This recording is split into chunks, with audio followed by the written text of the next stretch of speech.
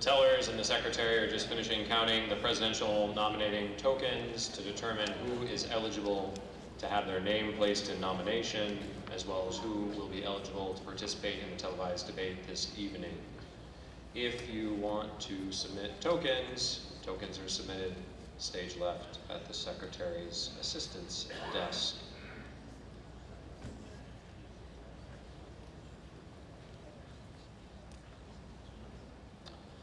So before we start, and while they're counting, I'm just going to go over what the rules are for our nomination. Article 15 of the bylaws covers it. Nominations can be made only at this convention. No candidate may be nominated who is either ineligible under the United States Constitution, who has not expressed a willingness to accept the nomination of the party, or is not a member of the party.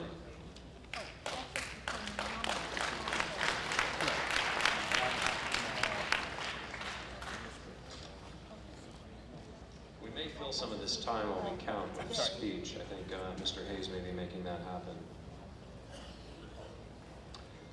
The way this works is names are placed in nomination. There are nominating and seconding speeches for each candidate. For president, those are limited in duration to 16 minutes. That's 16 minutes total. It's up to the candidate and his campaign, or her campaign, how long they want each person to speak, how many people they would like to speak, how they handle that time. It's their 16 minutes to make their pitch to you for why they should be the nominee. As I mentioned earlier today, the candidates will be allowed to use the video screens and the audio, assuming that they have coordinated with the AV people ahead of time. We'll get this one in too. After we nominate, that will be the last order of business today. Tonight, we will have a presidential debate. It will be televised, and those candidates who have received more than 10% of the tokens, based on the numbers that we calculated before, will be participating. The first order of business tomorrow morning will be voting for president. Voting is done by state, by your delegation. You turn in your votes to your delegation chair. They submit it on a form to the secretary. And it's custom in this party, we read them aloud. We tell people, each state reads their vote total and we tally them. If no one gets a majority on the first ballot, the candidate with the fewest votes and any candidates polling less than 5% will be struck from subsequent ballots and will vote again until somebody gets a majority. Now, with the indulgence of the body, Andy Craig.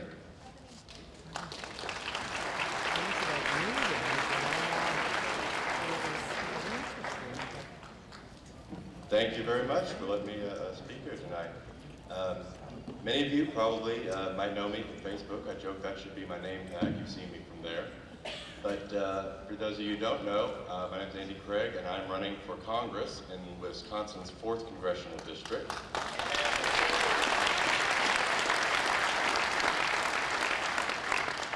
And I'm in this race because otherwise my incumbent would be the only name on the ballot.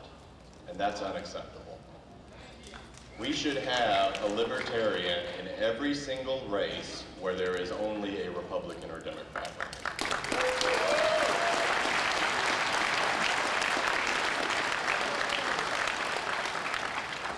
In my district, which is, like I said, the 4th district, covers Milwaukee, we had a Republican run the past 3 times against her, and he got 25%. That's not a ceiling, that's a floor for what a libertarian can do in this district.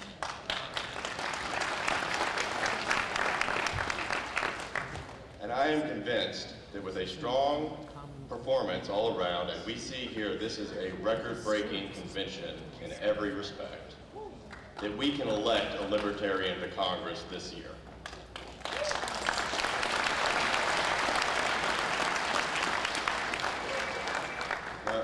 There's a few issues I'm running on that are very important to me, and one of those is the war powers. My incumbent, when Bush was in office, was in part of the Out of Iraq caucus.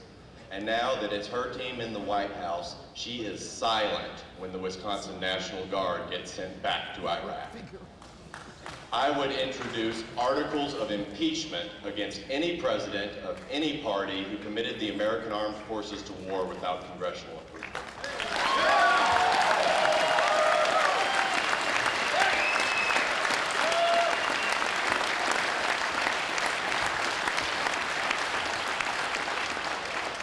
And one other thing I will touch on briefly is the issue of ballot access. It's very near and dear to me. I was very pleased to see that we have Richard Winger and Bill Redpath up here honoring. We've honored Richard Winger before with the Hall of Liberty and Bill Redpath this year. In 2014, I ran for Wisconsin Secretary of State, and that was with the sole purpose in mind of meeting the vote test. And because of that, and because we did meet that vote test, the Libertarian nominee for president and vice president will be on the ballot automatically in Wisconsin.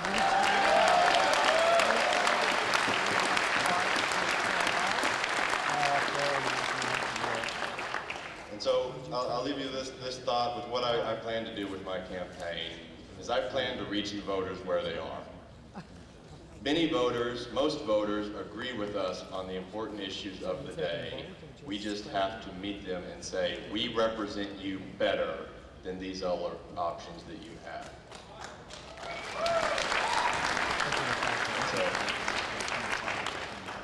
And so just leave you one final thought. You can find me, as I mentioned, on Facebook. I'm there just about every day.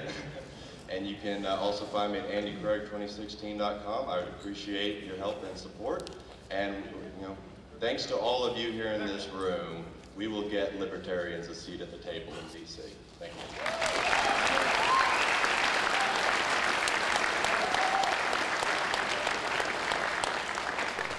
Thank you, Mr. Craig. The Secretary, I believe, has the numbers and can tell us who is eligible to be placed in nomination for President of the United States.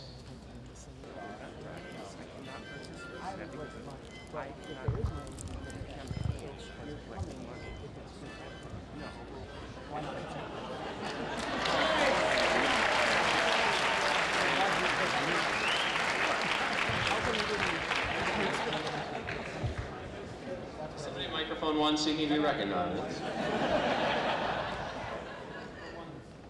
Microphone 1. Microphone 1, this is Jim Fulner from Michigan. I seek to be recognized to submit to the body a motion to suspend the rules for 5 minutes to modify Convention Standing Rule number 7 and create new Section 6. Section 6, participation in any party-sponsored presidential debate at the National Convention shall be open to all presidential candidates who receive enough presidential nomination tokens to be entered into nomination in accordance with Rule 7, Section 1. Would the gentleman like to wait to move to suspend the rules until he knows who's eligible to be nominated? All right. It's been moved and seconded to suspend the rules for 5 minutes for the purpose of adding Section 6 of Rule 7 of the Convention Rules, making any candidate who is eligible to be placed in nomination eligible to participate in any party-sponsored debate. All in favor of considering that for 5 minutes, please raise your hand. Opposed, please raise your hand. We will not be suspending the rules at this time.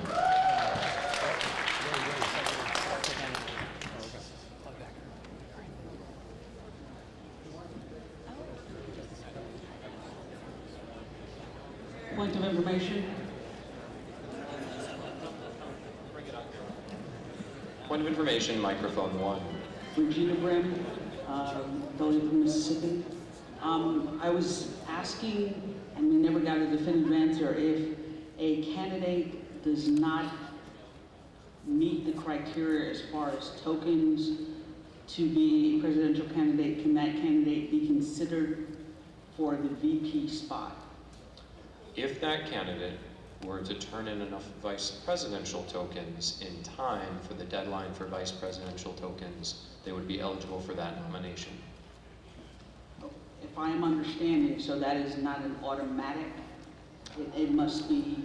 Oh, so are you asking if candidates who don't win the presidency can be nominated for vice president? Yes, sir. Absolutely. Okay, thank you, sir.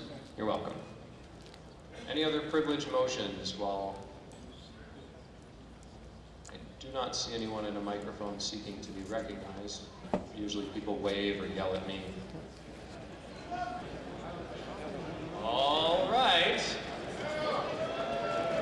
Eligible to be placed in nomination for the office of President of the United States, Gary Johnson. John McAfee. Darrell W. Perry. Mark Allen Feldman. Austin Peterson.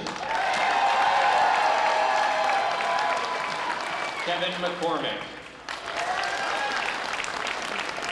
Those are the candidates eligible to be placed in nomination by this body. The candidates who are eligible to be in the televised debate tonight, based on the tokens that were turned in, are Gary Johnson, John McAfee, Darrell W. Perry, and Austin Peterson.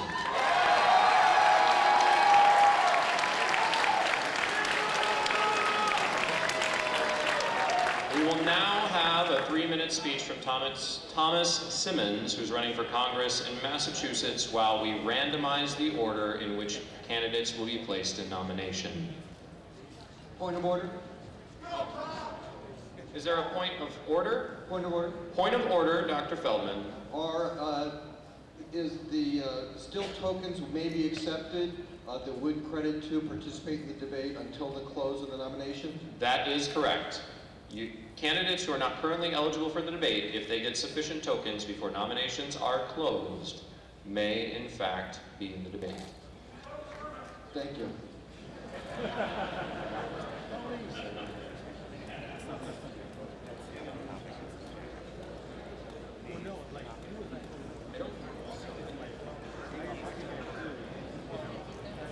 I'm going to have Mr. Simmons talk while we deal with some parliamentary things. Thank you. Ladies and gentlemen, I want to reiterate what the previous speaker from Wisconsin said when he was up here. There is no reason in the world that we shouldn't be taking up every single opportunity to run candidates against incumbents who run year after year with no opposition. Like him, I'm running in the 1st District of Massachusetts against a Democrat who has had a personal kingdom for more than 26 years with only token opposition. Our campaign approach is really very simple, and I'm very open about what it is. Number one, we have to hold the Republican base who cannot stand this man, and that's 40% of the voters right there. The second thing we need to do, in Western Massachusetts, that is a congressional district that voted 3-1 for Bernie Sanders over Hillary Clinton. Now, whether you agree with Bernie Sanders' solutions or not, he has put his finger on a lot of the issues that resonate with the American people today. It is no coincidence that the incumbent who's been there 26 years, who embraced Obamacare, gets a majority of his $2 million campaign war chest from insurance companies. It is no coincidence that a man who voted for the bailout of the banks and other industries gets the next largest section of his donations from the banking industry. And it's no surprise that he's a superdelegate for Hillary Clinton. So in addition to holding Republicans, I am looking at peeling off Sanders Democrats who are disaffected with people who say they're for the people and who are nothing more than corporate shills.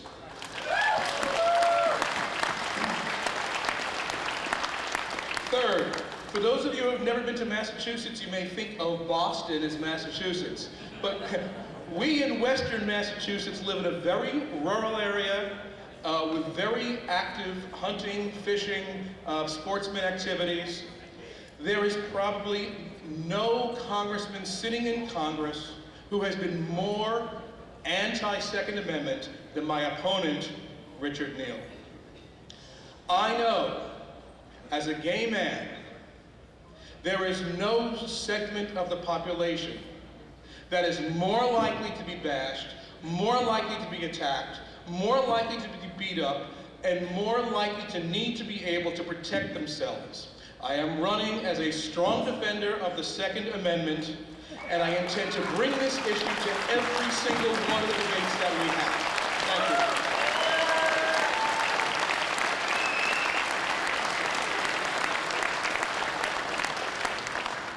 Mr. Chair, point of Microphone 2, point of information. Mr. Chair, Gary Johnson, Texas.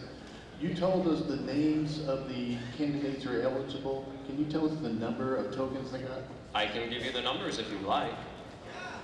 Just can you give me a second to go over to the secretary's desk and write them down? Oh yeah.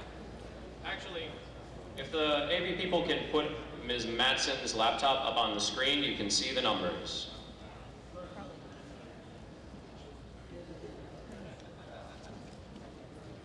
It's the other one.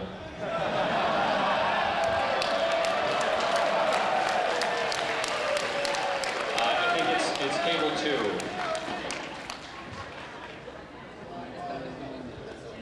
Is it not connected?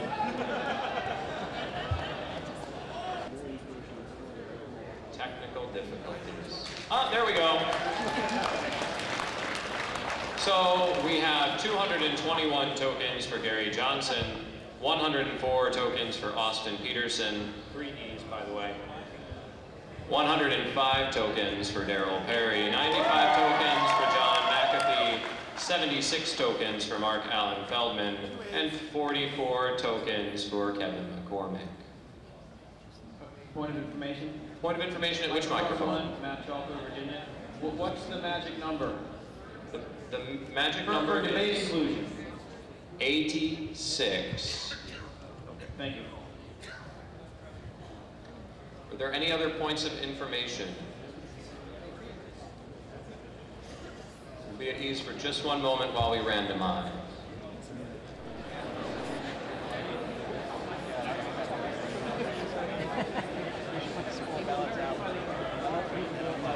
Ladies and gentlemen, we've determined the order of the nominating speeches through the use of that great libertarian tool, the 20-sided die.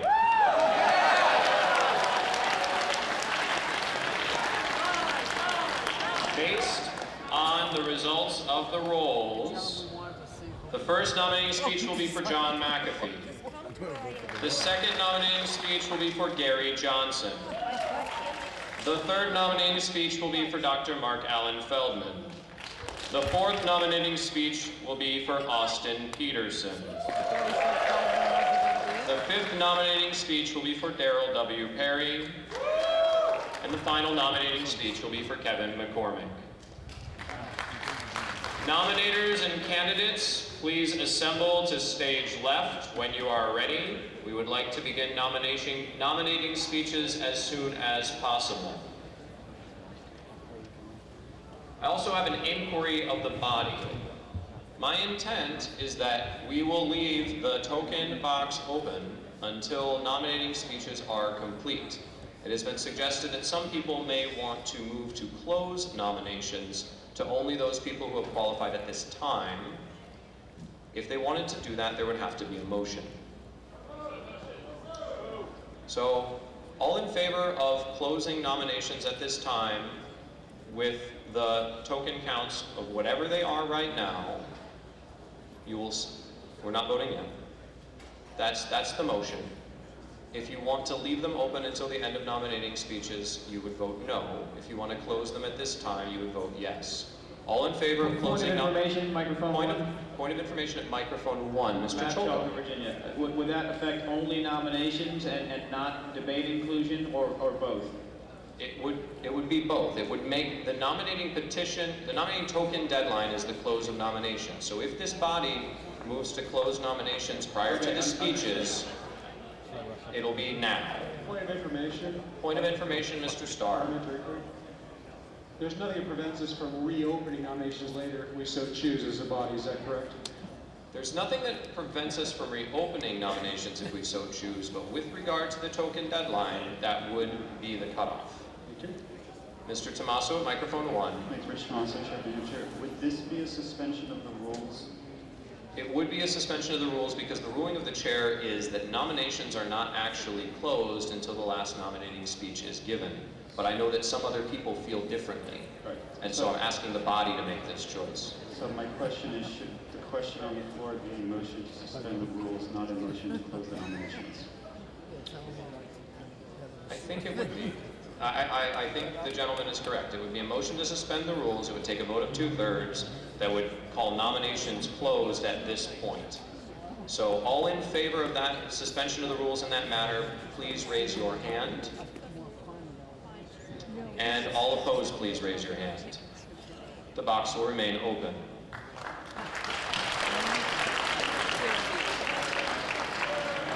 Is the McAfee campaign prepared to do their nominating speeches? All right. Then if we will put 16 minutes on the clock to start when the McAfee campaign begins. Thank you. Point of information? Wait, there's a point of information from which microphone? Microphone 1. Microphone 1. Jason of Florida. Is there a way to see how many outstanding ballots or how many outstanding tokens are still in circulation? For the polls? I mean, you can do the math, but no. Mr. Montoni, do you have a privileged motion? Yes, I do. Mark Montoni from Virginia.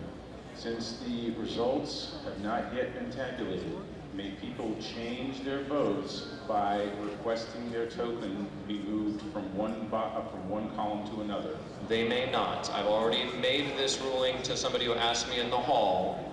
When ballots are put in a ballot box, it is done. When your token leaves your possession, it is no longer yours, and we will not be changing any votes. Microphone 2. Can we just turn the lights up so we can take pictures? What was that? Can we turn the lights up so that our cameras will get pictures here? How much? Just a little bit. Wait, I'm gonna ask the AV people, keep the lights at a place where you get good shots of the stage. But can we do something in the middle between where we were before and where we are now? Is that a nice compromise? All right. If there are no other people seeking a microphone for privileged motions, microphone 4. Mr. Chairman, is there parliamentary route to turn off the microphones so that the nominators are not interrupted by points of order, points of personal privilege, parliamentary inquiry, at TV, etc.? I will request that once the campaigns get to the stage and to the lectern, that all microphones will be turned off other than the one at the lectern. Thank you, Dr. Phillips. Microphone 1. President, there's approximately 165 tokens still out there. Thank you for that point of information. Approximately 165 tokens still left.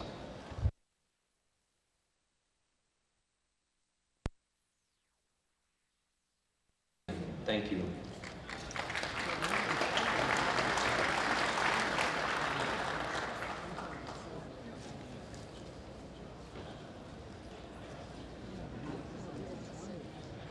Hello.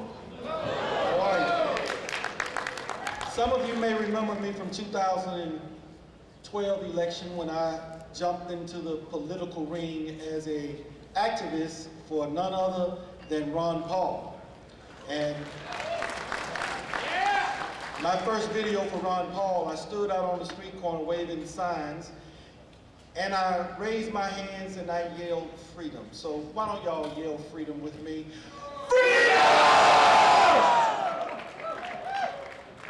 That's what kicked it off for me. I am the guy that you may know as the 100% of the Constitution 100% of the time. If you don't want the Constitution, then you want what you've been getting. Mr. McAfee asked me to come up and say a few words, which I am going to do. There will be a few. But I want to give thanks out to Mr. Van Gutierrez, who is responsible for me getting here. And I thank Mr. McAfee for thinking enough to ask me to come up here. Why am I down here? I belong to the Republican Party. I am down here because I believe in liberty and freedom above any party. My allegiance in all my service to this country is to you, the American people. and not to any party. What is different about the Libertarian Party for me this time around is that there's a gentleman that stepped into it, and now I know about it because he did something a little different. It reached beyond the walls of your convention halls. When Gary Johnson ran, I don't know who he was running against. I have no clue, none whatsoever. But for some reason, when Mr. McAfee stepped into the fray, now the whole world knows. I know that's a little bit of an exaggeration, but trust me, more than just a few people know that the Libertarian Party exists now, and that is a good thing.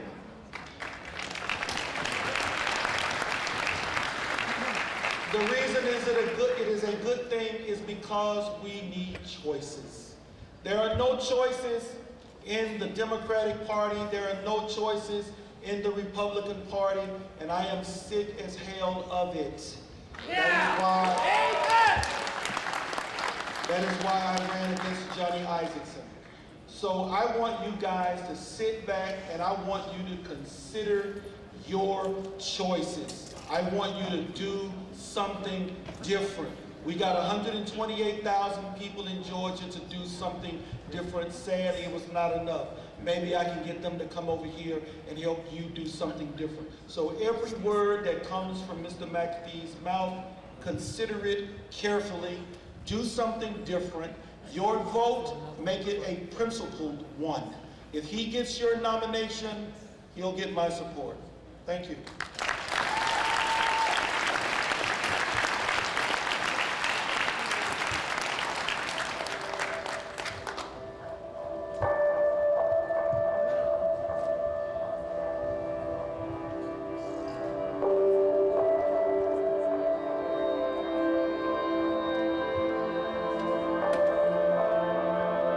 Here's to the crazy ones, the misfits, the rebels,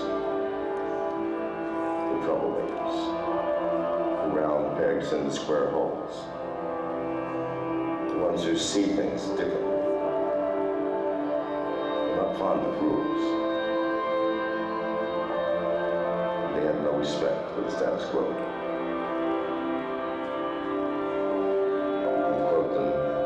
Disagree with them, glorify or vilify them. But the only thing you can't do is ignore them. Because they change things. They push the human race forward. While some see them as the crazy ones, you see genius.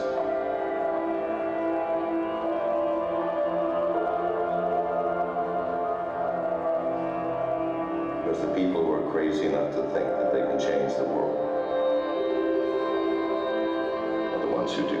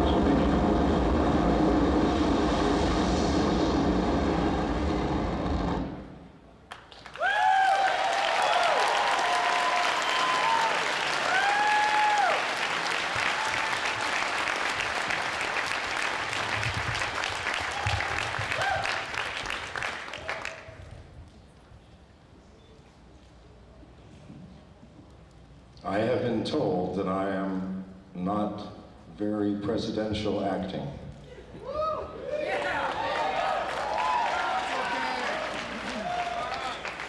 Thank God for that. Otherwise, I might take myself seriously enough and delude myself to think I could actually occupy the Oval Office. I know I cannot, and you know I cannot. That doesn't mean anything. We are on a train that begins tomorrow at the nomination and will end, and we must get off in November. We have a few months to change our nation and possibly our world, and we can. But only if we end the self-delusion that makes us choose a definition of victory which we cannot achieve. I want to change that definition. We have started an initiative, a movement called Vote Different. And I want to give you an example of how this movement can change our world. If we take our personalities out of the equation and we stop trying to be, it's about me, and realize it's about you, all of you, please. In our Vote Different initiative, which is a support group for local candidates, Libertarian leanings, on Monday we got a call from Joshua Miller, who's running for the House seat in Iowa. Very well. And he said, they will not let me into the debate. I said, give me the number of the chairman or whoever on the debate commission. I called him and I said, my name is John McAfee and I'm running for president in this same party. And sir, what you have done is unjust. 2 hours later, they reversed their decision and Mr. Joshua got into it. So, please, I only have 10 minutes, please, and I have so much to say. I have been waiting 5 months to say this. For anyone who has watched my candidacy closely, I have been leaving clues at every stop along the way. That please, even though I'm saying, look here, I'm doing something else with my other hand. In New York, I stood up, and the opening statement, I said, I have nothing to say, and sat down. That's a clue. That opened a few of your eyes, and I got some calls, and I awakened some of you. In Las Vegas, I did the reverse. I played the game and did the entire debate, and at the end, I said, you have watched utter nonsense. And it was. And I'll tell you why in a minute. Let's forget for a minute that all debates that we see today are structured by the media for the media. It's not for us, it's not for telling us or educating us about candidates. How can it be? The speeches are written by speech writers. Well, let's select the speech writer. The candidates are coached by dozens of people who have anticipated every possible question and every possible answer. Well, let's put those in the Oval Office. It's nonsense. You have bought into this, but by far a greater nonsense is to believe that and I'm sorry, ladies and gentlemen, any office up here can truly occupy that office, is self-delusion. And if we could, so what? What is one woman or one man going to do against a tornado, a typhoon of corruption and power without support from the grassroots? Nothing, nothing, nothing. So you can imagine my distress, my frustration, and my anger when over and over and over in these presidential debates I am asked, Mr. McAfee, what will you do your first day in the Oval Office when the questioner and me and everybody out here knows there will not be a first day? Why not ask me, how will you take the jury nullification process and change something at the local level? What will you do about the state nullification process? That makes sense, but God forbid it never happened. Why? Because we are deluding ourselves. Stop, please, now. We have a few months to change this world. And if we stop making this a cult of personality, which means nothing, and if we stop saying, let's get 10% of the vote, who cares? Give me that 10%, take it to the bank, and reduce my taxes with it. Get the government off my back with it. Give me freedom, give me privacy. No, it will not buy that. So, what can we do? We can use this train ride and choose a conductor who makes sure that everybody on this train knows that our goal is not to occupy the Oval Office, but to occupy the hearts and the minds of America. We can do this.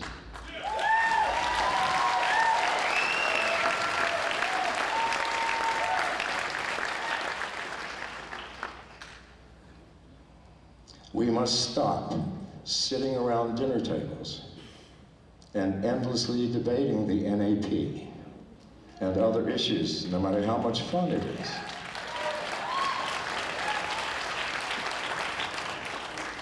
And we must not expect any longer that America will break down our doors and demand to be educated and enlightened. It is time this year for you and me, I have been doing it, to take some action. Go outside to America. They will not come to us. They will not. We must go to them, and I intend to go to them on this train ride with that bright light of the public on this campaign, but not on me, reflected on all of you and all of America. And I want to raise this curtain behind which the mechanism that creates the obscenities of these two parties, I want to raise that curtain and show America the truth. And if you think I can't do it, well, you don't know what cybersecurity really means. I can, and we must, and we will. And whether or not I get this nomination, I promise you I will not shut up. And those of you in the party,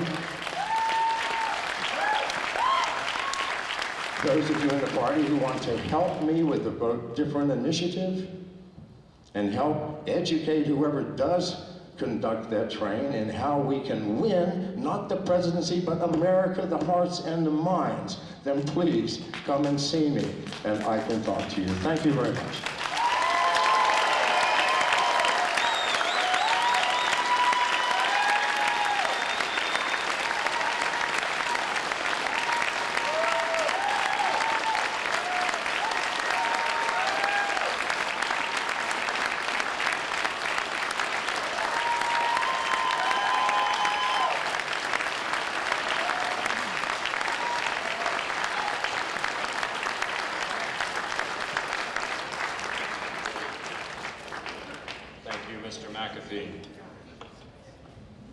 I have a quick announcement before we have the next nomination. If anyone in the audience is fluent in American Sign Language and would be willing to volunteer to help translate events here at the convention, please go and see someone at the media desk right outside the hall.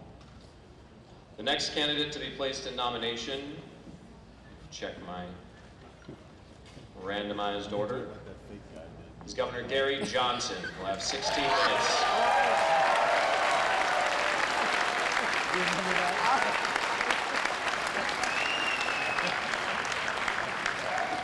Hello everyone, I'm Bill Redpath from Virginia, and it is my honor and privilege to place into nomination for President of the United States the former Governor of New Mexico and the 2012 Libertarian Party candidate for President of the United States, Gary Johnson.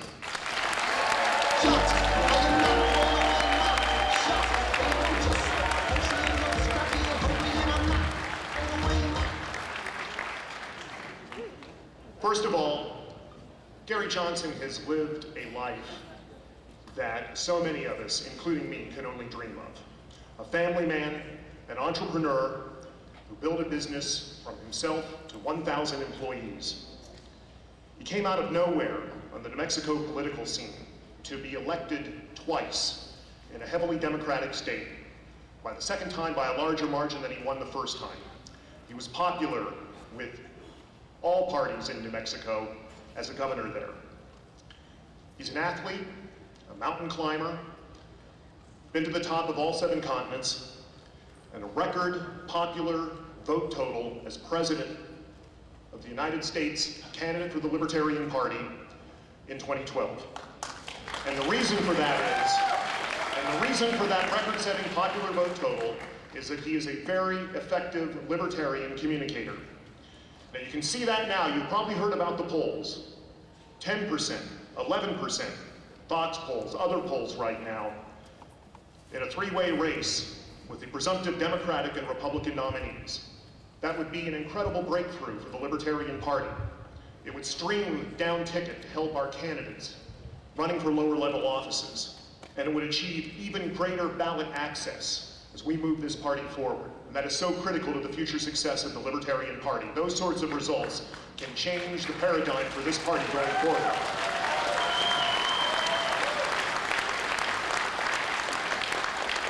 So let's leave that all aside for a moment.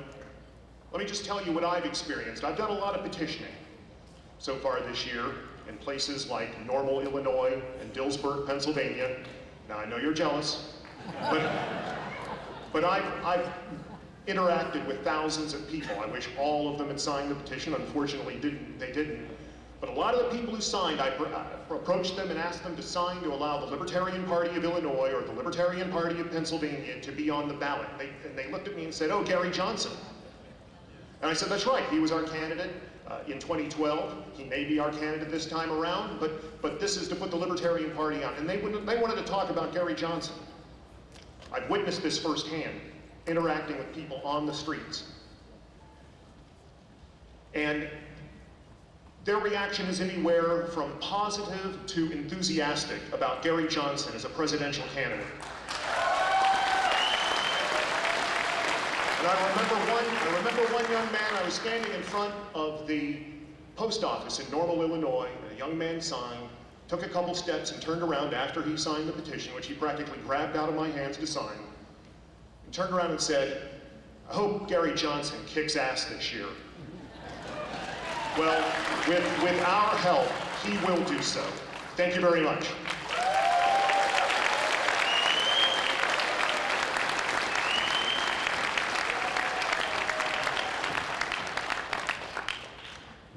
Hi, everybody.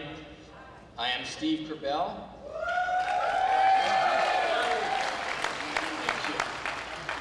As many of you probably remember, I was a candidate for President of the United States, and I am a delegate from the state of Colorado, and I proudly second the nomination for a fantastic ex-governor of New Mexico and the next President of the United States, Gary Johnson.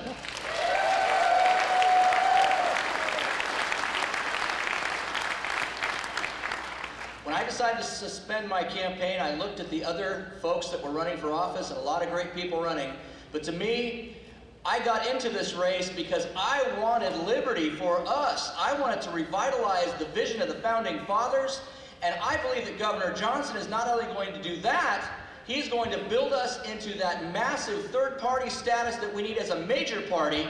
Not only is he going to do that, he's going to help pave the way for all of you running state races, local races. Those coattails are going to be massive, and Governor Johnson can lead us to that so much needed interaction with the rest of the public. The Libertarian Party is about to come alive, my friends, and I am very, very proud and honored to second the nomination for Governor Johnson.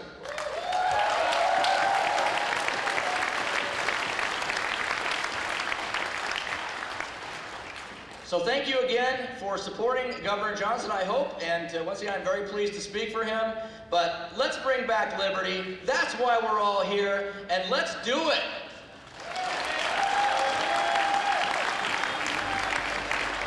I am not thrown away, my shot. Anyone just slip a country, I'm not scrappy and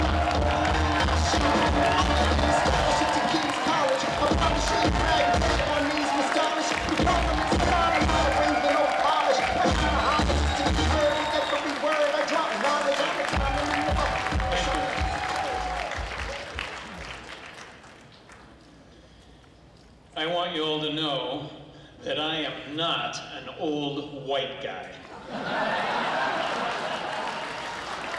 And I am not Republican light. I'm a libertarian, and I'm proud of it.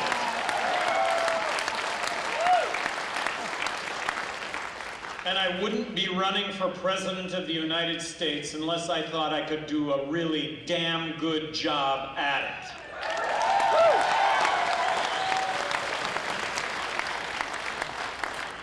I want smaller government, and I will work tirelessly to achieve smaller government. I want government out of our pocketbooks. Taxation is theft.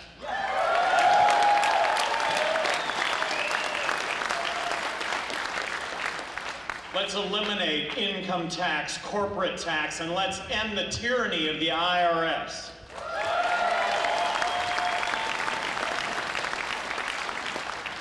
I want government out of my bedroom. I don't want government telling me who I can or can't marry. I don't want government telling me what I can or can't read. There is nothing I want the government to fix when it comes to the internet.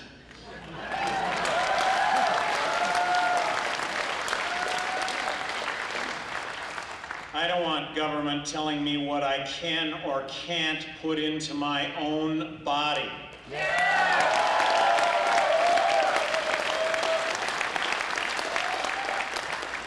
Legalize marijuana. Put an end to the drug war.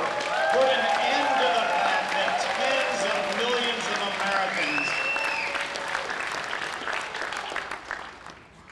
tens of millions of Americans in this country are convicted felons that, but for our drug laws, would otherwise be tax-paying, law-abiding citizens.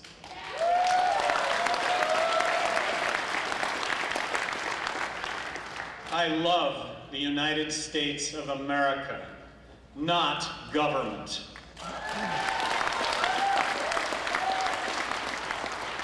There is no worse tyranny than forcing any of us to buy something that we don't want. Yeah. Obamacare? A government that robs Peter to pay Paul can always count on the support of Paul. The most fundamental role of government is defense, not empire building.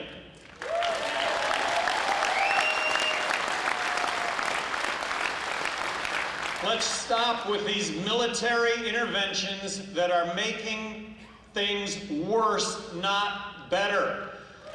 Boots on the ground, troops on the ground, dropping bombs, flying drones that are killing thousands of innocent people are having the opposite effect of making the world safer.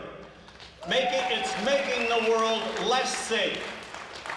We have 69 treaties with other countries in this world to defend their borders that did not originate in Congress. These were treaties signed by the administrations of past presidents and the military. Let's involve Congress to declare these wars, to have an open debate and discussion on should we be involved in these foreign aggressions, something that they have abnegated to the president and to the military.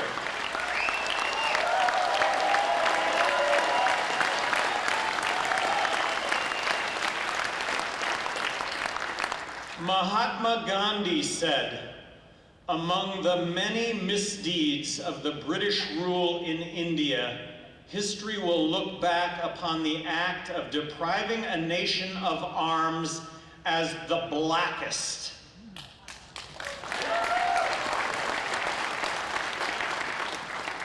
When people fear government, there is tyranny. When government fears the people, there is liberty.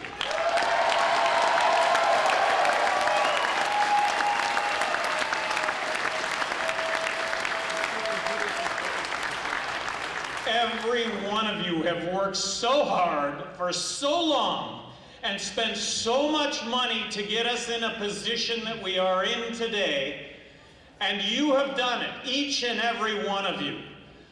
I would like you to make me your presidential nominee. I think we have an opportunity here to change the world, and that is change the world for the better. That is to provide an argument that is not being provided for by either Democrats or Republicans. The two-party system is broken, and the Libertarian Party has the opportunity this election to achieve major party status that each and every one of you have worked so hard for. And I constantly apologize for being not the best candidate when it comes to articulating these issues. So many of you understand these issues so well and do such a good job of talking about these issues, of debating these issues, discussing these issues. And because of your efforts, here we have arrived today on the brink of changing America, something that we've always dreamed of. This is the opportunity.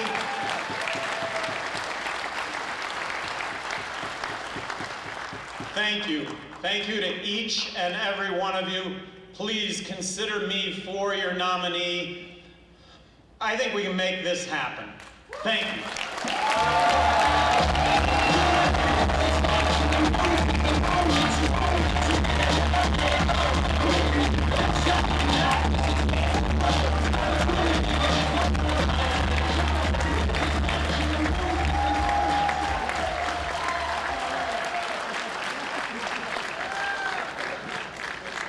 Thank you, Governor Johnson.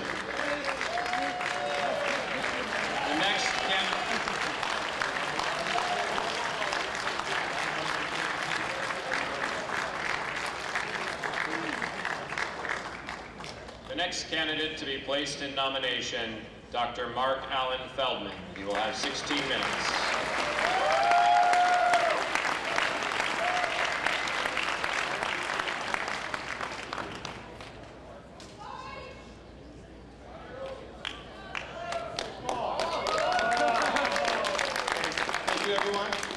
Stanton. I'm a candidate for the United States Senate here in Florida, and I'm honored to be before you. So, first of all, it's an honor to get to speak after Gary Johnson. I mean, come on. I feel like a mouse among men here. No, I'm being serious. I'm a man and I'm surrounded by titans. I mean, look at this. Gary Johnson. We have Austin Peterson over there. I mean, 4 years ago, did anyone know who Austin Peterson was? But now look at him. He might be president. It's amazing. Look at how far he came. We have John McAfee, the cybersecurity legend. When I was young, I grew up with McAfee antivirus before it was bad.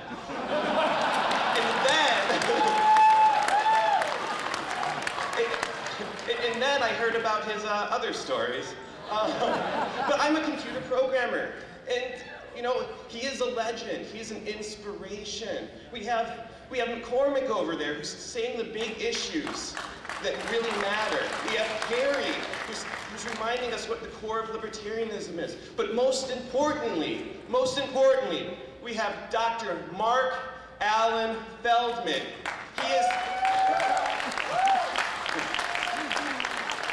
Dr. Feldman is telling us why we are libertarians. We are libertarians because we want to empower people.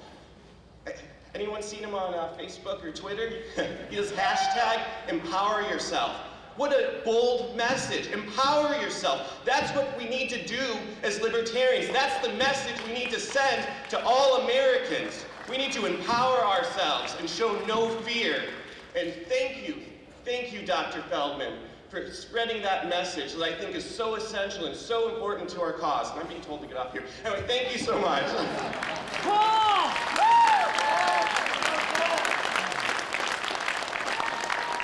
As libertarians, we can do what we want, right? Well, When John Stossel held his debate, he asked for our input on that debate, and my input was include more people in this process. I've been involved with Mark Feldman throughout this entire debate process, and I will tell you, although he's not my first pick, I would like to put his name in nomination because he says it like it is, and he does a damn good job of it. Mark Feldman.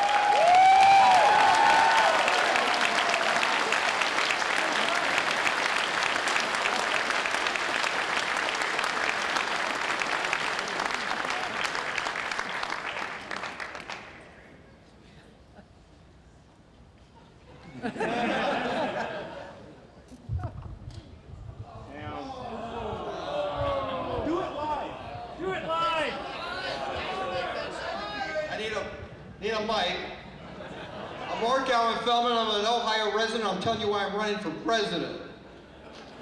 I think, all right, I'll do it at the end. We'll bring it in the next nomination. I apologize for the technical difficulty.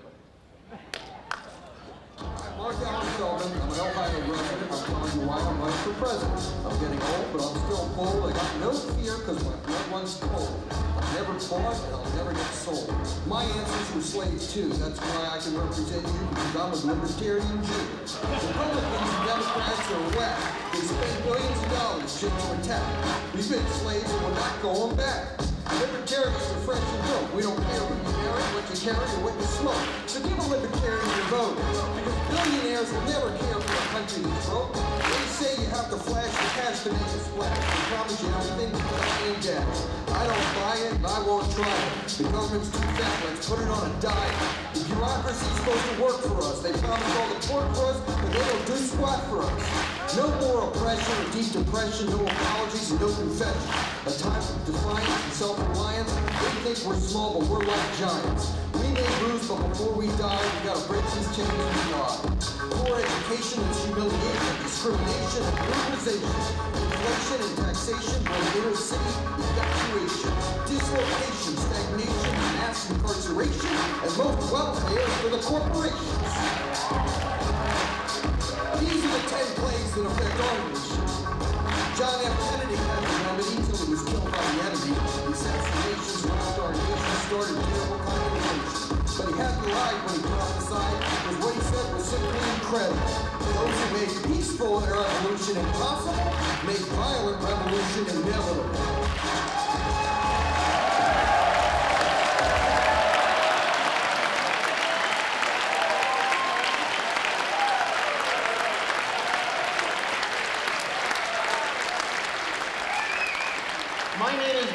And I am a radical pro-life libertarian. As such, I recommend my first choice is going to be Darryl Perry because he's the most libertarian guy out there. But my second choice is Dr. Mark Feldman. You know why? Because Feldman can do things that none of our other candidates can do. Not only can he rap like an SOB, the truth is, none of our other candidates can reach out to Bernie supporters the way that Mark can, because no one else says they will take more or less than $5. Bernie Sanders people love folks who don't want to spend money. That's Mark Feldman. And you know what? Who better to negotiate a Middle East peace process than a Jew like Mark Feldman and a Muslim like Will Coley?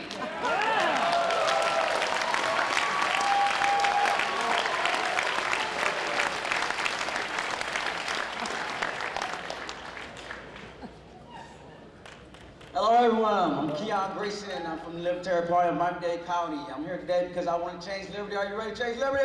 Yeah! Great to the United States.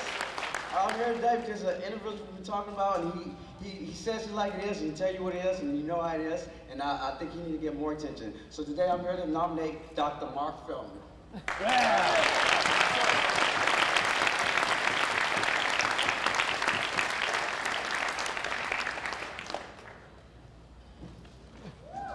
Good afternoon. My name is Dr. Mark Allen Feldman, and I represent the Libertarian Party wing of the Libertarian Party. It's time to come together, and whatever happens with these nominations, I want to pull us together as a party. I want to value everybody from the most abolitionist anarchists to the most pragmatic Ron and Rand Paul supporters. Let me see a hand for everybody in the Republican, excuse me, everybody in the Libertarian Party.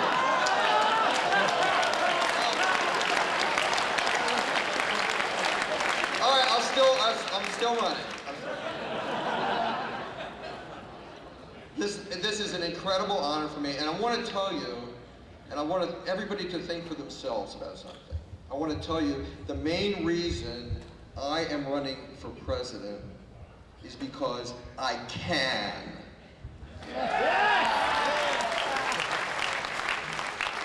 And a lot of people are going to say, who's Feldman? Okay, well, I'm nobody, but nobody tells the truth. And nobody has a plan for America, and nobody cares about every single American, and nobody will represent the American people. So I want you to consider Mark Allen Feldman nobody for president.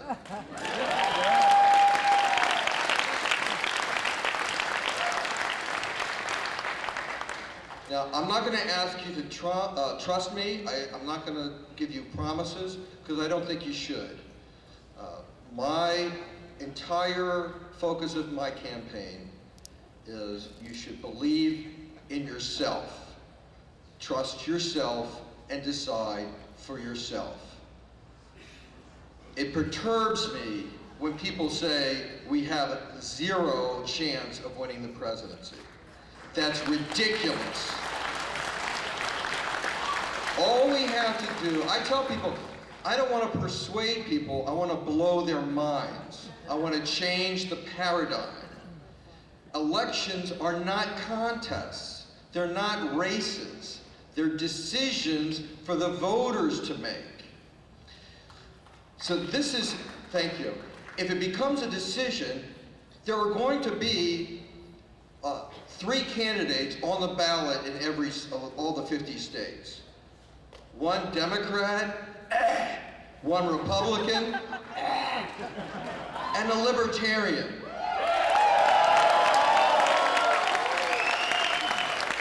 Everybody knows the best candidate will be the Libertarian.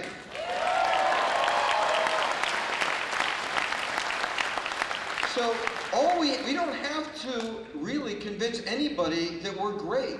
We just have to convince people, instead of thinking about it as a race, think about it as a decision and vote for the best candidate. Could it happen? Sounds possible to me. That's all we need to do. People who say that we have 0 chance, Feldman does not approve.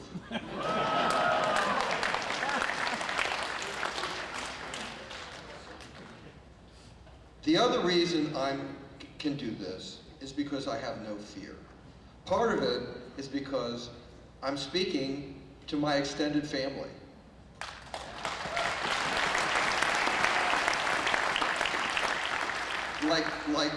Like any family, a lot of us hate each other. But we all love each other. And if anybody else attacks us, we will stick together and fight for each other.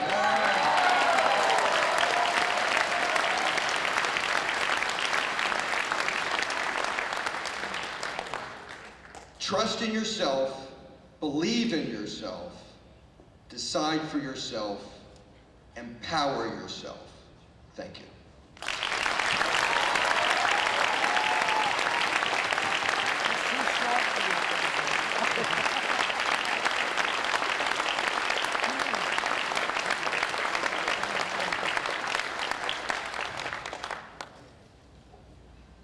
Thank you, Dr. Feldman.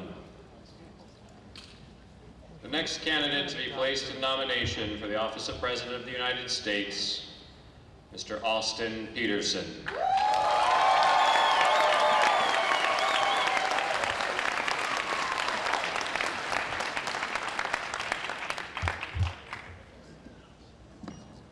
Howdy, I'm Sean Haw, delegate from North Carolina. You may know me from such exciting campaigns as Sean Haw, Libertarian for U.S. Senate in North Carolina in 2014, or the sequel, out now, Sean Haw, Libertarian for U.S. Senate, North Carolina in 2016. However, I first got started working for the Libertarian Party way back in 1980 as a paid petitioner for Ed Clark and David Koch to help get them on all 50 state ballots across the country. First time we did that. I see a lot of people in this room who've known me for a very long time, some even since then. I first met Austin Peterson in my libertarian journey when we both worked for the Libertarian National Committee in 2007 and 2008. I was political director, he was volunteer coordinator, and then director of outreach. From the very beginning, I've always very deeply admired his drive, his eloquence, and the passion that burns in his heart for liberty for every single human being.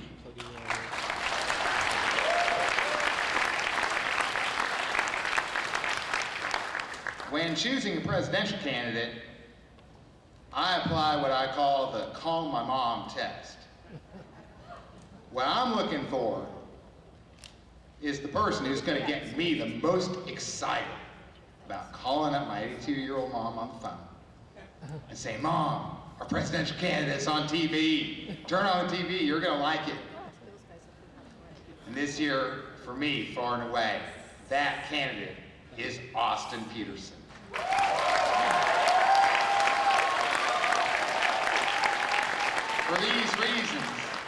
For these reasons, and so many more, it gives me great pride and pleasure to place into nomination Austin Peterson for President of these United States.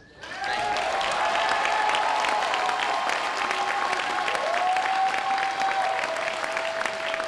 And as a sign of how Austin's bringing people together all across the party and all across the movement, I'd like to turn this over to Stuart Flood.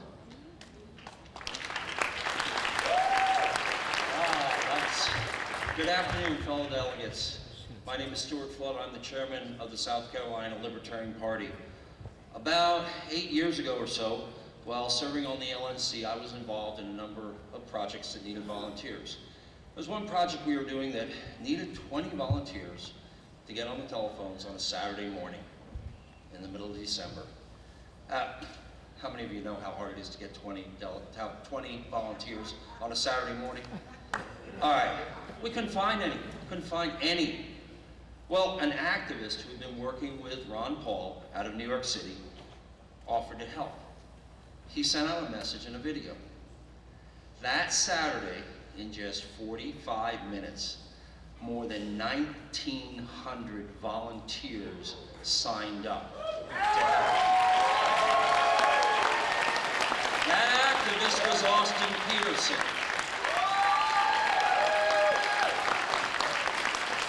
I say, what do you do? Well, the party did the only thing you can do. We hired him.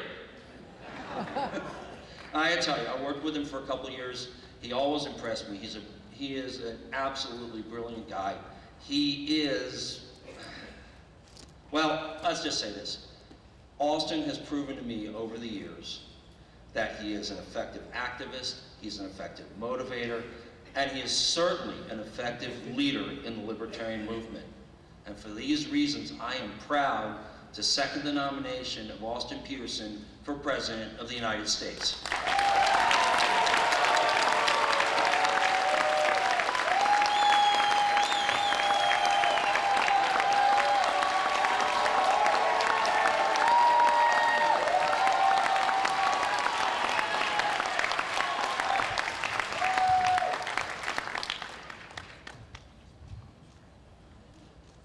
9 years ago, I joined a revolution and I never looked back. That revolution was the idea, the radical idea, that we own our lives, we own our bodies, and we ought to be able to do with them as we please, provided we harm no one else. Liberty means self-ownership. It means private property rights. It means limited government.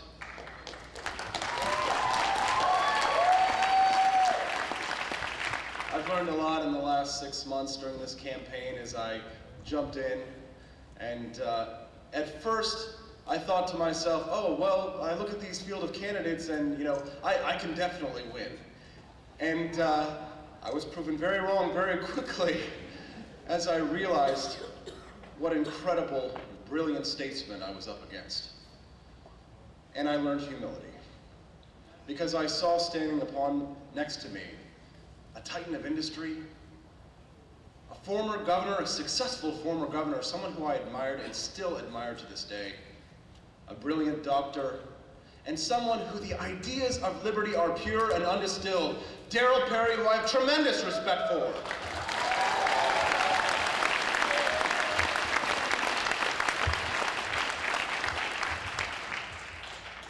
And now I have built for us a campaign. But it wasn't me, because all I did was ask. And now, our campaign is ready to lead. We have an army ready to go to battle against the forces of democratic socialism and national populist authoritarianism.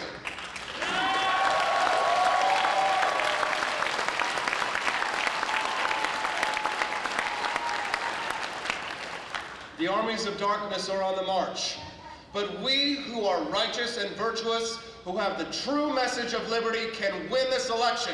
Now listen, I want to take this to the 12th Amendment. Let's fight all the way to the House of Representatives. I will bring you great victories as I have done in the past.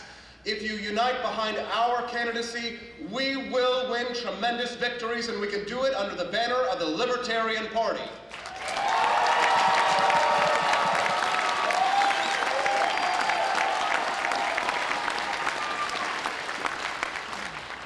We are proving that thanks to technology and thanks to our resolve and thanks to the brilliance of our ideas, that you don't have to be a powerful former governor. You don't have to be a software billionaire or a genius. You can be a common farm boy from Missouri who can go to New York City and Washington, D.C. and kick down the doors of power, because that is the American dream.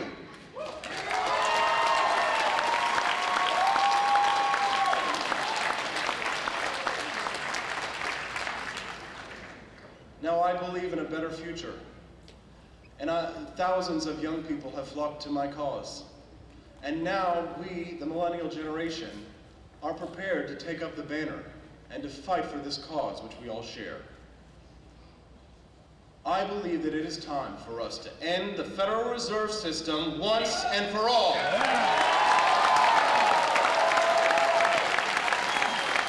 I say it's time to kill the bank. Money is not a creation of government. Money is a creation of the marketplace. It is essential that we take this power away from the Fed and allow competition against the Federal Reserve.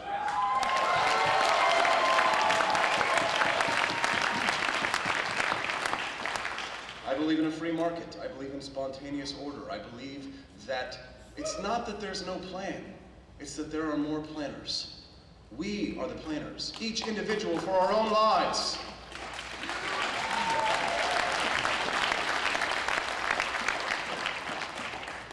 Now, I hate taxes.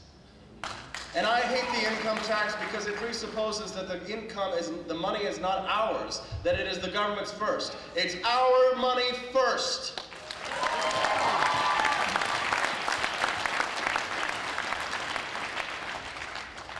I've taken a very controversial stand on something that could potentially cost me the nomination of this party.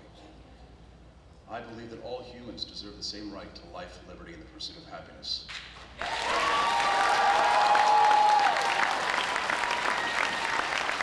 And truly it is terrifying to put so much effort into something and to know that you could lose everything, but that you must make a principled stand, just like Ron Paul said, and he changed my mind. I believe that the unborn is a human child, and that that child does deserve individual rights.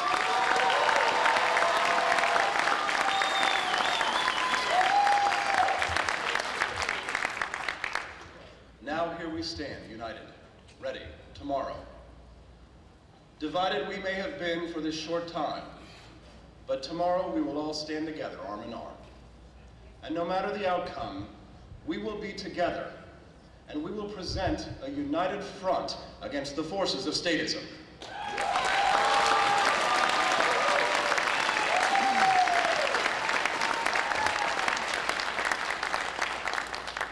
I seek to be Commander-in-Chief not because I want power, but because I want to restore individual liberty. The purpose of government is not to protect our security. That's what the Second Amendment is for.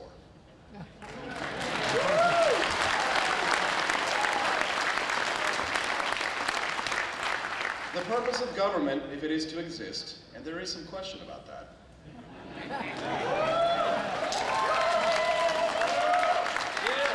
I'm open to debate. The purpose of government, if it is to exist, exists solely to protect individual rights.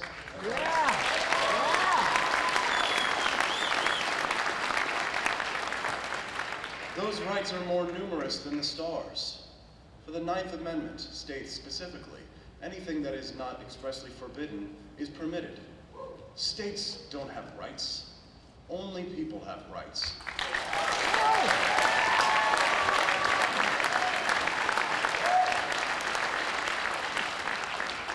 States have powers, and those powers are strictly enumerated.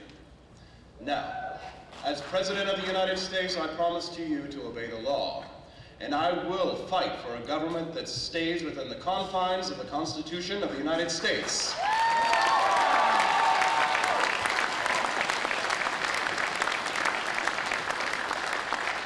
I'm asking you for your vote now. I'll ask for it again. And I will ask many times, because I have learned that if you ask 3 times for something, you usually get it. I have learned the tools of the trade. I have done ballot access for this party. I put Bill Redpath on the ballot in Virginia. I've stood outside in the rain. I've carried signs. I've done the hard work. And then I stood at the top with an eagle eye for our movement at Fox. And I learned these bumper sticker phrases that you all don't care for sometimes. Democracy is the theory that the common man knows what he wants and deserves to get it good and hard. But we are not a democracy. We are a constitutional republic, and I will restore the republic. Thank you. Please vote for me tomorrow. Thank you very much. The revolution continues.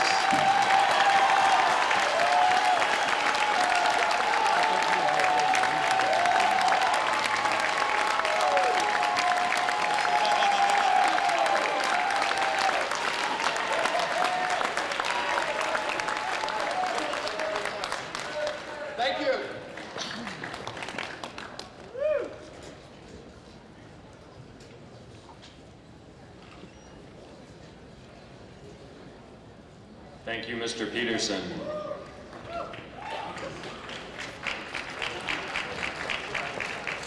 The next candidate to be placed in nomination for the office of President of the United States, Mr. Darrell W. Perry. Perry. There is no other candidate who matches Darrell when it comes to representing what the Libertarian Party stands for. Perry's principle will get the message of freedom and true libertarianism out there further than it has ever been in quite some time. My official endorsement has to go to Darrell W. Perry as the most principled candidate in this race, hands down. Learn more about the campaign at darrellwperry.com. I'm Darrell W. Perry, and I approve this message.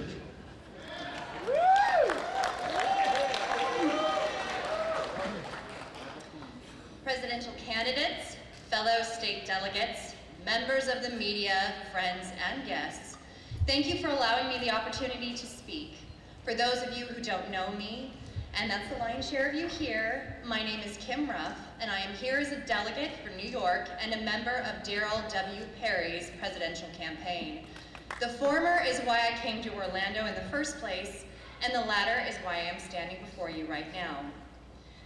In preparation for this speech, I naturally did some research, and looking over the Libertarian Party's history as presented on their website, I had to laugh. Since our inception in 1971, we have run 11 presidential candidates. In all that time, throughout innumerable violations of personal and economic liberty, both at home and abroad, the best showing any candidate we've ever run was in 2012 when he received over 1 million votes. 1 million votes. Wow. What's missing here is context. There's an old anecdote about Soviet propaganda. After completing an athletic race, their headlines trumpeted, "Soviets finished second." But what they failed to report is that there was only one other participant in the race. Second is last place in a race of two. When we speak of our successes as a party, we neglect to mention that we didn't have ballot access in all 50 states, and our final tally was less than 1% of all the votes cast. This attitude might suit our participation prize culture just fine, but it doesn't amount to much to a group of individuals who embrace their inherent competitiveness. Less than 1% of the vote is undeniably laughable. Politics in this country is laughable. It is laughable that we complain endlessly about how every single Capitol building throughout this nation is infested with liars, cheats, and thieves, but we still line up in droves to re-elect the incumbent because, by God, they may be liars, cheats, and thieves, but there are liars, cheats, and thieves. It is laughable that every time a whistleblower surfaces to alert us of more fraud, waste, and abuse committed by the powers that be, our collective hackles get raised until enough time, distance, and meaningless distraction buries the story deep on page 6 of our subconscious. It is laughable that we still watch the news as though it's an accurate depiction of reality, follow the election cycle as though our choice isn't between two sides of the same coin, and have outspoken opinions about political red herrings like what the definition of marriage is, how high our border fence should be, and who gets to use what restroom, as though settling those debates once and for all will finally usher in an age of peace, prosperity, and progress for this war-weary nation of overworked and underpaid benevolent nitwits.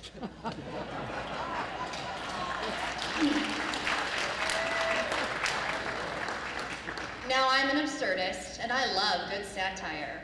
I'd sit on my porch, on my little plot of earth, a safe distance from the insanity, and have myself a good laugh.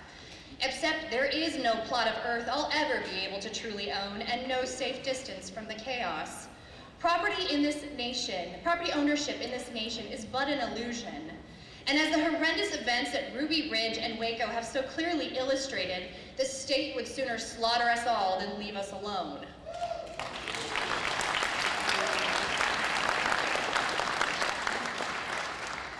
We are deluding ourselves when we think our troops would never fire upon us because time and again, we've seen the state use these organizations of protection and service to harm us in the defense of an antiquated, anachronistic document. Protest is treason. Rebellion is terrorism. War is peace. Freedom is slavery. Ignorance is strength.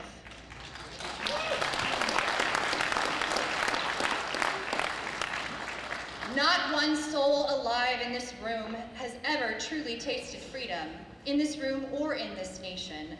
Every single one of us has been born into a culture of progressivism, where the core assumptions upon which all of our socio-political decisions are made is that the state is a given.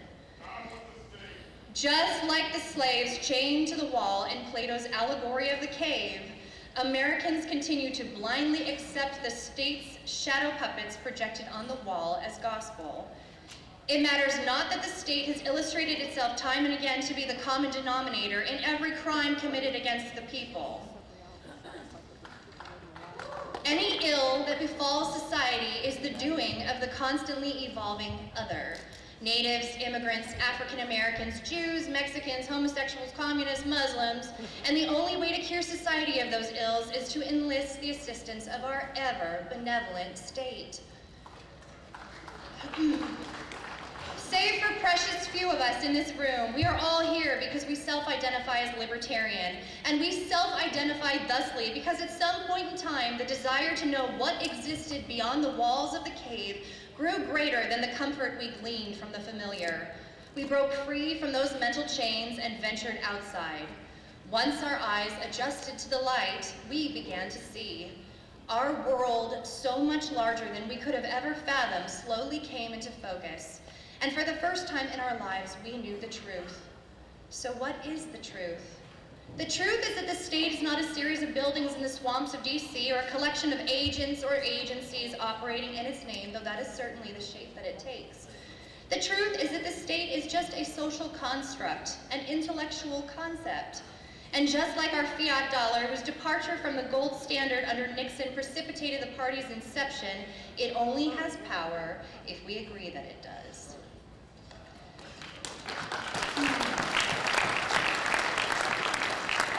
All of us here fancy ourselves rational, logical, ethical individuals.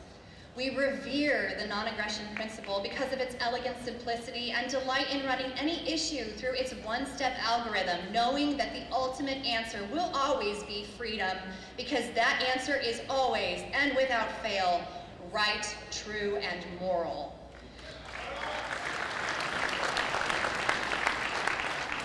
Yet we have spent nearly 5 decades as an organization touting ourselves as the party of principle while systematically abandoning every single one of them for minuscule and meaningless gain. This game we continue to play as a political party, knowing rationally we'll never win because the prize is a mirage and the rules are a lie, is nothing less than madness. It is madness to believe that if we fashion ourselves into a design that's more pleasing to the people, perhaps if we softened our rhetoric, adjusted our platform, and picked the most universally appealing candidate, we'd be met with approval, given a seat at the table, and allowed to finally get down to the all-important business of making our nation marginally freer. It is madness to believe that if maybe more people voted and really hard, this time, our voices would be heard, and this time, things would be different.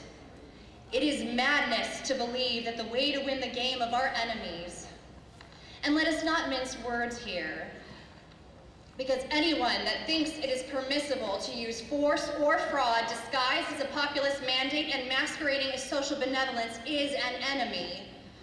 It is madness to believe that the way to win the game of our enemies is to play. We must put an end to this madness once and for all. We must not be like the pigs in Orwell's Animal Farm, rendered indistinguishable from our enemies as we clamor for a seat at their table to negotiate on their terms. We must refuse the seat and reject the system. We must take our power back from the state. But first, we must break our chains and guide each other out of the cave into the light. And the way to do that as a political party is to remain unyielding in our principles and unflinching in our telling of the truth. There is only one individual who stands before you today who remains unyielding in his principles and unflinching in his telling of the truth, and that individual is Darrell W. Perry.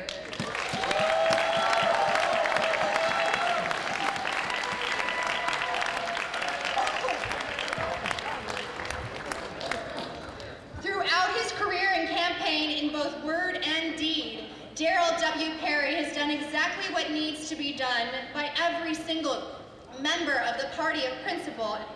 Give voice to the resounding message of liberty. I have come before you today to nominate Darrell W. Perry to be the Libertarian Party's presidential candidate. To choose anyone else would be laughable in its madness.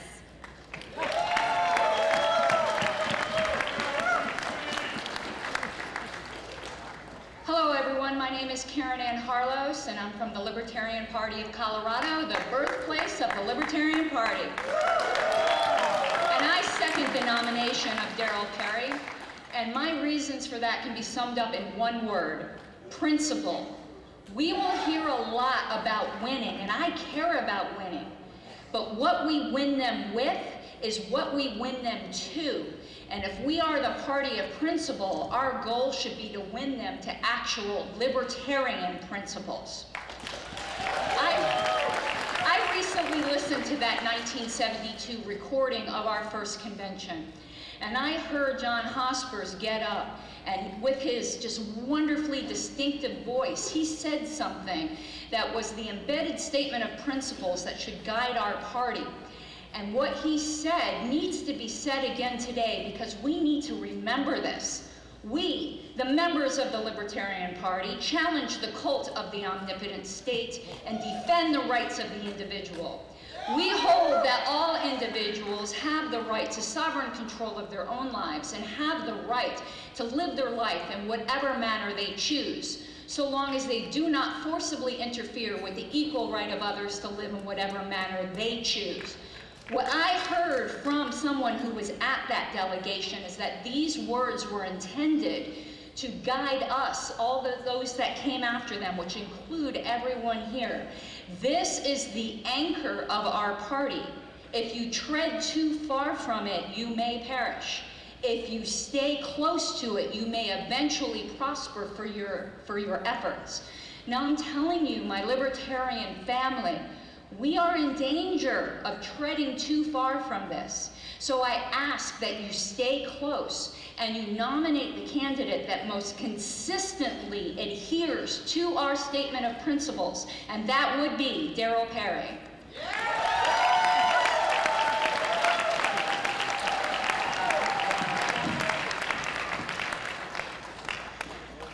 I'm Starchild from California.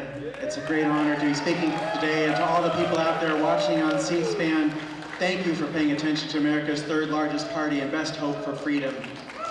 You know the biggest reason why people don't vote for our candidates? It's the myth of the wasted vote. And why do people believe this myth? It's because people are voting based on how they expect other people to vote. They're voting to game the system based on who the media says is viable. We need, as a country, as people, to vote for the candidate whose views most closely reflect our beliefs and who we think will be most effective in advancing those views, either in office or for elections such as this one, you know, where it will be a long shot for our candidate to win the presidency, let's be honest here, based on their ability to spread the message of freedom on the campaign trail. If people do not vote based on their own beliefs, then democracy is broken, because the outcomes will not reflect the true desires of the electorate. So just like my focus on the need for transparency and bottom-up governance in the Libertarian Party, this is another instance when we have a choice today in terms of our methodology. We can either replicate the failed habits and practices of our ideological opponents in the two-party establishment cartel, and those of the sleepwalking general public who too often listen to the media and listen to the cartel candidates and think that we can't vote for libertarians because they won't win. We can be the change we want to see in the world and bring us closer to a free society. Imagine what a powerful message it would send to the nation and to the world if the Libertarian Party were to pass over an opportunity to nominate two former governors for its presidential ticket, and instead just select a couple of guys, a presidential candidate who virtually no one has heard of, just because their ideas were better. Conventional wisdom says that we would be crazy to do this. Just like conventional wisdom said that Ron Paul was crazy to tell Rudy Giuliani that the 9/11 attacks were a result of blowback against US government foreign policy. But the secret is it's not crazy, because the most important advantage that we have isn't by having impressive credentials or the ability to tell people what they want to hear. Ron Paul didn't inspire a movement by being a member of Congress. He inspired a movement by being a consistent voice in the wilderness for years and speaking truth to power rather than seeking political advantage. That is how we advance the cause of freedom. You all heard Ron Paul earlier today on video tell this convention that we need to pursue a pure, strong message. And there is no candidate running for the Libertarian presidential nomination who better embodies that than Darryl W. Perry. Those of you who heard Tom Woods in his powerful speech at lunch heard him say the same thing. And Darryl Perry is a humble candidate. He is someone who is clearly not in this for ego or ambition. We don't want somebody who wants the job too badly. We want somebody who will put the message first and foremost, the message of non-aggression, that you, the American people, have the choice, the freedom to live your life as you choose, as long as you do not initiate force or fraud against others. That is the message that Libertarians offer, and I ask you, my fellow delegates, to please vote for Darrell W. Perry. Thank you.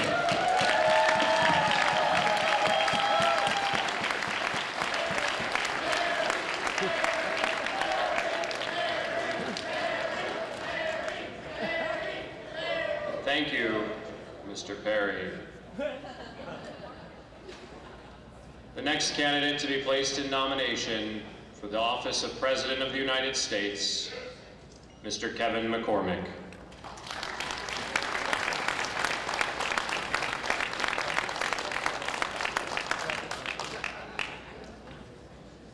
First off, thank you, everyone. You're probably wondering where my nomination committee is. I just decided I was throwing everything out the window. I'm feeling a lot of emotion right now. I did this for my emotions. This might be a little messy, but everyone in America needs to feel the emotion that we feel in this room right now, and I'm full of it. So first to America, I'm Kevin McCormick. I've been a Libertarian since 1996, when I first decided I wasn't a fan of the Clintons the first time around. I had my opportunity, thank you. I had my opportunity then to cast my ballot, and I voted for the Libertarian Harry Browne. He's one hell of a man, and I have tried my hardest to be one as well. The example Harry set for us was that we set aside our differences and we work together. We do not give in to petty infighting, because that is one of the key things that makes us different from the other parties. Every election, the established parties promise us anything and everything to get our vote. They don't know what it's like living paycheck to paycheck. They don't know what it's like struggling to put food on your table every night. They don't know what it's like to watch your father or grandfather die waiting for treatment from the VA.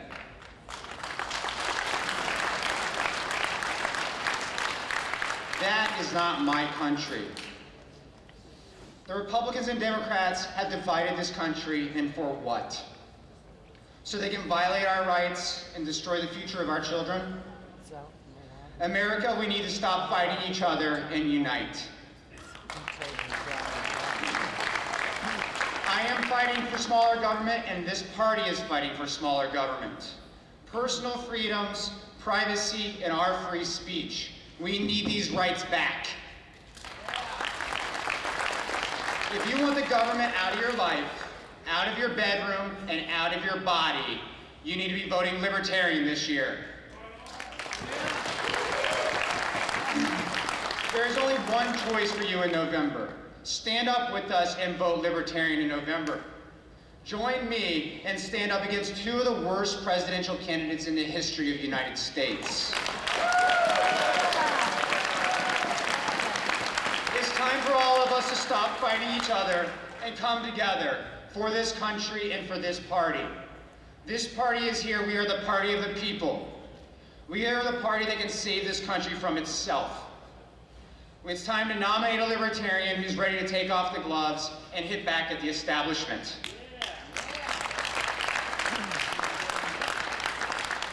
Now that I got that clear message out for America, it's time for me to let some of my emotions and things out. I did a late run in this. I joined up in March. I was told I was crazy doing this. I had multiple friends tell me, don't do it. Don't waste your money, Kevin. But many of you don't know, I was a very loud-mouthed child. That's how I found the Libertarian Party in '96, when Harry Browne actually responded to me directly when I sent him an email. I felt I had paid this forward. I've had multiple high school students reach out to me through my campaign, and I've enjoyed calling everyone back personally and surprising the shit out of them. They have made me excited for some of the youth I see out there, because they feel and have some of the same traditions for us. I have told many of you today, because many of you have met me for the first time, I made this run because we need to break the mold. We need to break the stereotypes that people have out there. We haven't had the social changes we see in this country. We haven't seen the acceptance of gays in gay marriage because someone read a paper and suddenly woke up and said, you know something, they're not evil and they're not going to end the fucking world. They made these changes because they met someone who broke that stereotype they had in their head. And once that stereotype is broken, their mind is open to new opinions. That is what we need to do this year. We as a Libertarian Party need to break those stereotypes and open the minds of America. We are the party of the people. Look around this room. This is the most diverse group of people you will ever see at a political convention.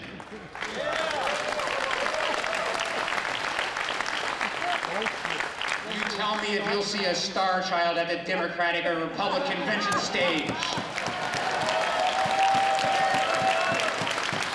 What is America afraid of? This is our country. These are our people, and we have a right to feel how we feel. You shouldn't invade those rights. I got myself in my mouth in a lot of trouble as a kid. But I would never stand for my rights to be violated. There were times I chose not to eat, to fight when my rights were violated. They could never shut me up. Many of you wondered where I went and where I came from when I came back into this. And the reality is the system did hold me down and crush me for a period of time. And I haven't told anyone this, but I came back to life this year because I have two beautiful daughters now, a 6-year-old and a 4-year-old. My 6-year-old, right after her first word, I swear she was negotiating terms of agreements with me next. And pointing out to me how my policies are unfair and how I'm contradicting what I told her 5 minutes ago. And as someone who had that spirit in him, I knew I was in a lot of trouble. But the one thing I knew as a father was I was never going to break that spirit. I was never going to let someone hold down her spirit and break it and make her think she can't do something and represent herself and feel the person that she is. And I've done the best I could. And then this year, as I was going through this political cycle, even before I saw the disaster of debate that I referenced with the Republican Party talking about the size of people's hands, I was telling my daughter about who was running because they were learning about it in school. And I told her that Hillary Clinton was running. And she said, Dad, that can't be right. And I was like, oh, wait a minute, maybe she's getting a lot smarter than I thought. But no, she told me a woman can't be president. And then it hit me. I know a lot of people out there feel like they have to vote for Hillary because we have to have someone in place. No, you need to have a good representation of women running for president.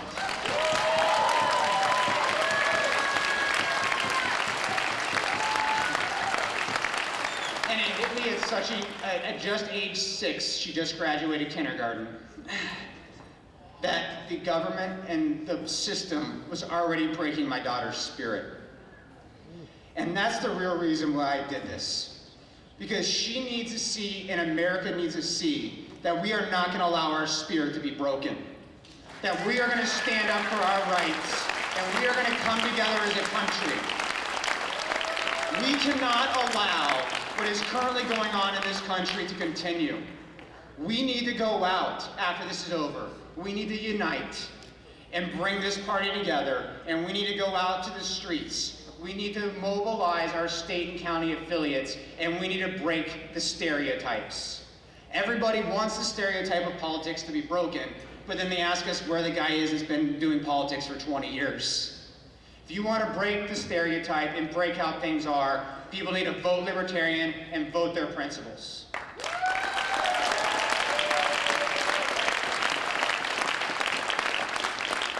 To those people who think that a wasted vote is voting for the third party, you are wrong.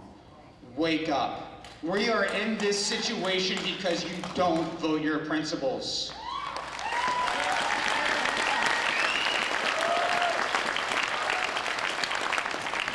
Your vote is your voice. If you allow someone to silence your voice by voting for the lesser of two evils, then your voice will never be heard. If you want your voice to be heard, go to the ballot box in November and vote Libertarian, because we are the party of the people.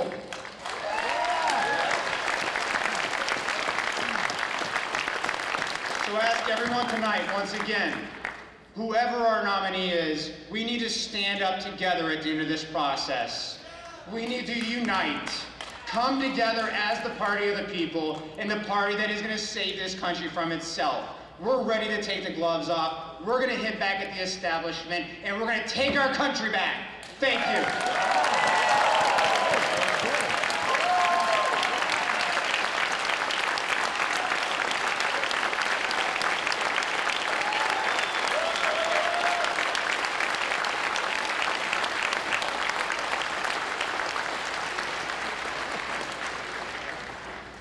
Thank you, Mr. McCormick. I have a few announcements.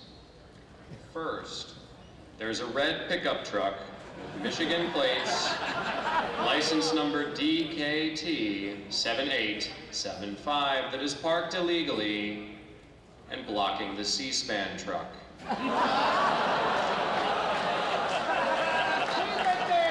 So move it. I also have an announcement. Vermin Supreme has lost his pink pony sash. If anyone has found it, please give it to Vermin Supreme.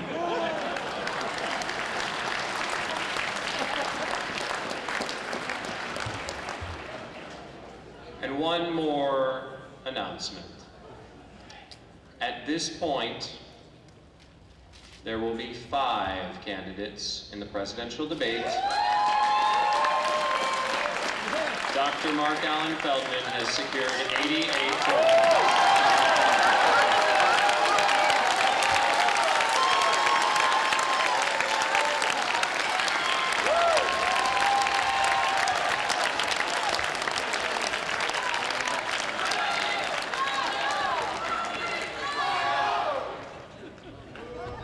Are there any privileged motions at this time? If there are no privileged motions at this time, orders of the day are for presidential nominations. We have completed them before our time is up.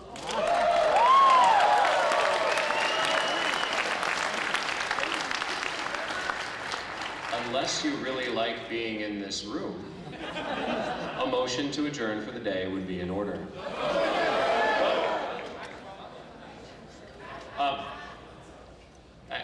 Before we do that, can someone make a motion to close nominations? Is there any objection?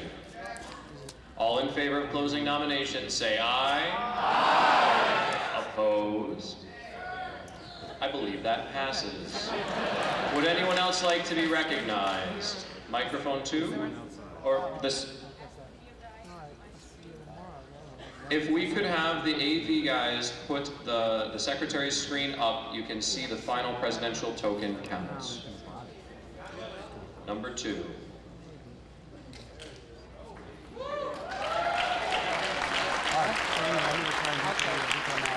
Are there any further announcements that anyone needs to make at this time? Microphone 4.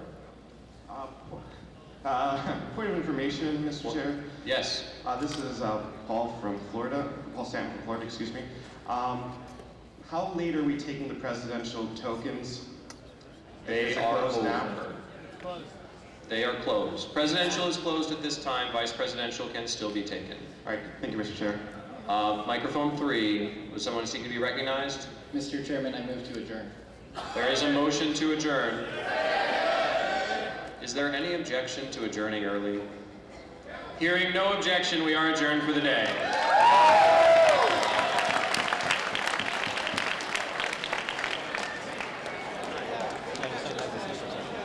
Can I talk to you on the way out or something? Okay, oh yeah. Long time no see. Oh my God, kayaking?